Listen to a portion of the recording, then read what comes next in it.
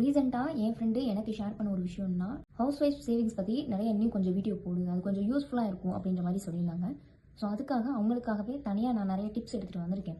So உங்களுக்கு பிடிச்சிருந்தா இந்த டிப்ஸ் எல்லாமே ஃபாலோ பண்ணுங்கள், உங்களுக்கு கண்டிப்பாக அது யூஸ் ஆகும். ஃபர்ஸ்ட் ஒன் வந்து டைம் சேவிங். டைம் சேவிங் அப்படின்னும் பொழுது முன்கூட்டியே எல்லாத்தையுமே ரெடி பண்ணி வச்சுக்கிட்டோம் அப்படின்னா, நம்ம அந்தந்த டயத்தில் என்னென்ன வேலை செய்யணுமோ அந்தந்த வேலையை முடிச்சோன்னா, ஸோ எக்ஸ்ட்ராவாக நம்மளுக்கு டைம் இருக்கும். அந்த டயத்தில் நம்ம வேறு ஏதாவது வேலையை பார்க்கலாம். ஸோ இந்த மாதிரி நீங்கள் டைமை சூஸ் பண்ணி வச்சுக்கலாம்.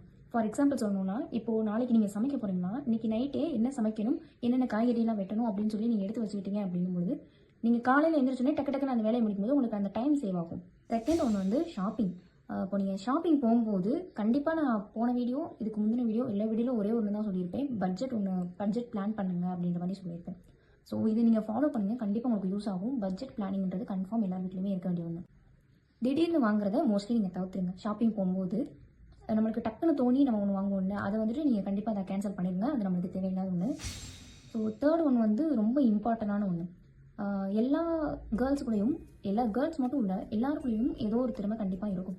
ஸோ இப்போ எக்ஸாம்பிள் சொன்னோமா, எங்கள் அம்மாவுக்கு வந்து டெய்லரிங் ரொம்ப பிடிக்கும். ஸோ எங்கள் அம்மா டெய்லரிங் வந்து இன்ன வரைக்கும் விடலை. அவங்க சர்டிஃபிகேட் வாங்கினாங்க, வீட்டில் 2 மிஷின் வச்சிருக்காங்க. ஸோ டெய்லரிங் அவங்க கடைசி வரைக்கும் விடலை. பிகாஸ் அது அவங்க திறமை, அந்த திறமை அவங்களுக்கு கை கொடுத்துட்ருக்கு. இப்போ வரைக்குமே அவங்க கை கொடுத்துட்ருக்கு. அந்த மாதிரி தான் எல்லா கேர்ள்ஸுமே கண்டிப்பாக ஏதாவது ஒரு திறமை இருக்கும். நம்மளோட நாலேஜை வளர்த்துக்கிறதுக்கு என்னென்ன மாதிரி நம்ம ரீல்ஸ் பார்க்குறதோ, ஒரு யூடியூப் வீடியோஸ் பார்க்குறதோ, இந்த மாதிரி நீங்கள் ரெடி பண்ணி வச்சுக்கிட்டிங்கன்னா உங்களுக்கு செல்ஃப் க்ரோத் அதிகமாகும். ஸோ இப்போ வரைக்குமே நீங்கள் உங்களுக்கான ஒரு விஷயத்துக்காக போய் யார்கிட்டையும் நீங்கள் கேட்குறீங்க அப்படின்ற விஷயம் உங்களுக்கு இருக்குது அப்படின்னா, அதை ஃபஸ்ட்டு தவிர்த்துருங்க.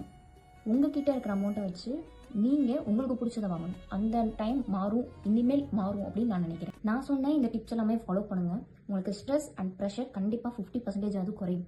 உங்களுக்கு டைமும் சேவ் ஆகும், உங்கள் செல்ஃபும் க்ரோத் ஆகும். இந்த வீடியோ பிடிச்சிருந்தா லைக் பண்ணுங்கள், நம்ம பேஜை ஃபாலோ பண்ணிக்கோங்க.